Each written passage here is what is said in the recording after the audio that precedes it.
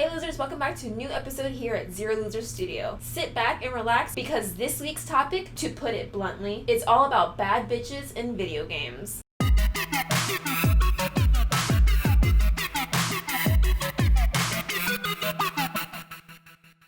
First of all, when I say bad bitches, I'm referring to strong, inspiring women that have starred as main protagonists in their own video games. Sorry my guys, we're not going to be talking about Link or Chris Redfield or any other male protagonist.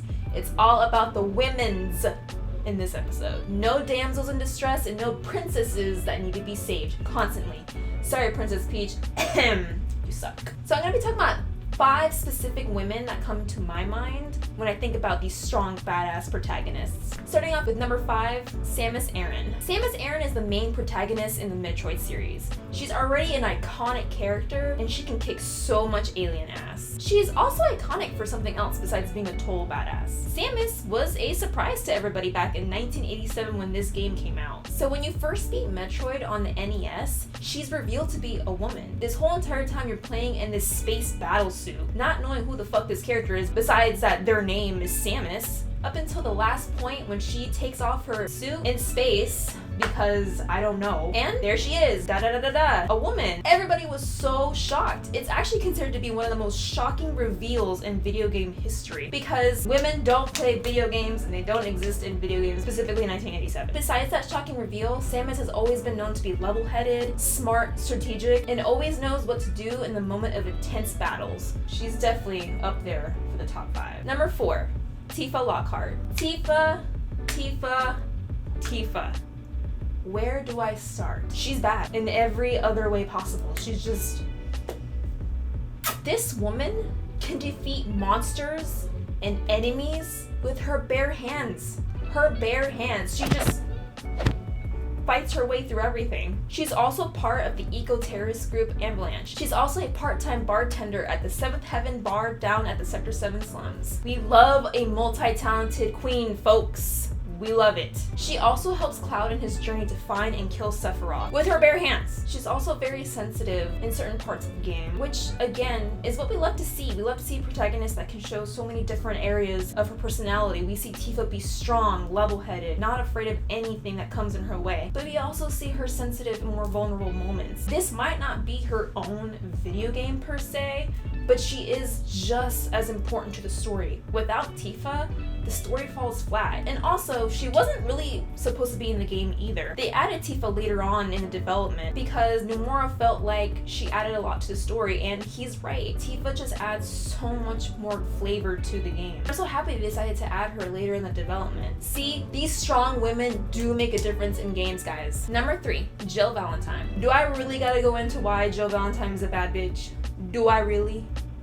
I do. Jill Valentine is one of the OG STARS Alpha team members in the first Resident Evil game. Jill is so loved, and she was such a badass in the first game that Capcom decided to give her her own standalone game in 1999 called Resident Evil 3 Nemesis, which later had a remake earlier this year, which is really, really, really good. I highly recommend playing it. Don't let the critics tell you otherwise. It's a very good game. Please play it. So I'm going to specifically be talking about Jill in Resident Evil 3 just because we really, really see her skills put to the extreme test as she tries to escape Raccoon City. We see her use her strength, wit, and super cop skills to fight her way through zombies and the ultimate enemy, Nemesis. A lot of people kind of question why she was wearing a tube top and a mini skirt and boots. You know how it was back then. They needed to sell the game. Unfortunately, when a female protagonist is in the video game, it's hard to sell. It's really hard to sell. So Capcom had to make her a little bit of an eye candy. Some critics were like,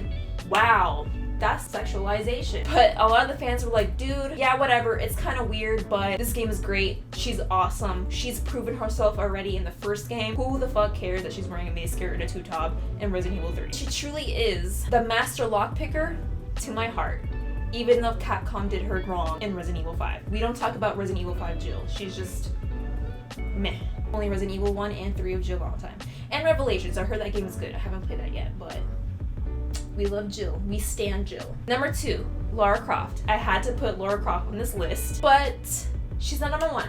I have a surprise on who number 1 is, but she's number 2 because Lara Croft. Come on, guys, it's Lara Croft. Now, I'm not gonna go too much into Lara Croft right now, just because I did make a whole ass other video about Lara Croft Tomb Raider, and we'll just link it around here. You guys can go ahead and watch it. Also, just to clarify, I'm talking about the OG Lara Croft from 1 to 4 and the Legend Trilogy Lara Croft. We're not talking about the new Lara Croft because everybody knows how I feel about that. She's brave, she's sexy, she's rich. Okay, like literally she can do whatever she wanted to do. She can be on a yacht right now and buy Gucci bags or something. No, she's out here in temples, in the forests, fighting jaguars, fighting mercenaries, whatever. She's just doing what she's just uncovering the history of Earth, of civilization. And she also doesn't really give a shit about anybody but herself. If there's an item that she wants, she'll go to the underworld and back because she has to retrieve whatever she wants to retrieve. This woman is not afraid of anything or anyone. And honestly, I aspire to be on that level. Gotta respect that. Okay guys, so last but not least, we're at number 1, Bayonetta. Bayonetta, in my opinion, is the baddest of all bitches. Like, she is up there, okay? That's how much I love Bayonetta. She's a 500-year-old witch fighting against angels while being absolutely sexy and using her hair as a weapon. Like, when you fight with her hair, you can actually see her get a little naked. But I don't mind that, that's fine, like I don't care about that. She did spark a lot of controversy around her character. Like always, every time there's a sexy female character, there's always a controversy, and like some controversies are justified. I understand if a female character is sexy and she's just bland and only there for eye candy, then yeah, I get the critics.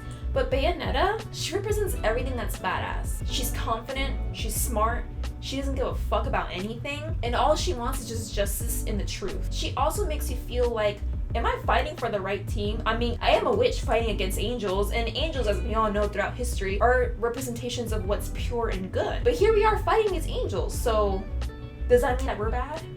What does that mean? See, she just makes you question things. But you know that Bayonetta is good, and what she wants isn't evil at all. Like I said, she just wants justice and the truth about her past and about the witches. She's multifaceted, just like every other woman on this list. Bayonetta represents that you can be sexy and strong and smart, and that sexuality does not invalidate anything else about being a woman. She just takes your breath away and drags you right into the moment of action. Even the creators of Bayonetta stated that they want her to be a feminist icon. They were sick and tired of the action hero man trope, and this time they want her to be a woman to be the center of the stage. Gotta love it. Anyways guys, this concludes my top 5 badass women in video games. I know there's a lot more. Trust me, this list was really hard to make because I wanted to add so many other women, because I know in the past few years we've had more female protagonists, and I love it. I absolutely love it. But I decided to do these top 5 women. So comment down below who's your favorite female protagonist and why. Also guys, don't forget to like, comment, and subscribe, and hit the notification bell so you know when we upload. Until then, see you next time guys. Bye.